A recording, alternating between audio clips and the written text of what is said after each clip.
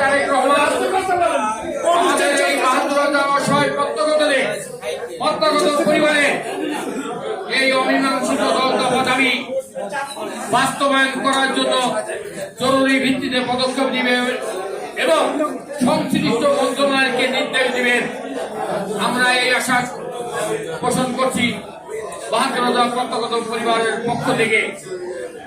আমরা পরিশেষে বর্তমান সরকার প্রধান জননেতা জনাব তারেক রহমান এবং তার পরিবারের সকল সম্মানিত সদস্য, মন্ত্রী পরিষদের সকল সম্মানিত সদস্যের সুস্বাস্থ্য দীর্ঘায়ু কামনা করছি এবং আমাদের প্রত্যাগত ভাইরা যারা সারা বাংলাদেশে ছড়িয়ে ছিটিয়ে আছে তাদেরও সুস্বাস্থ্য দীর্ঘায়ু কামনা করছি।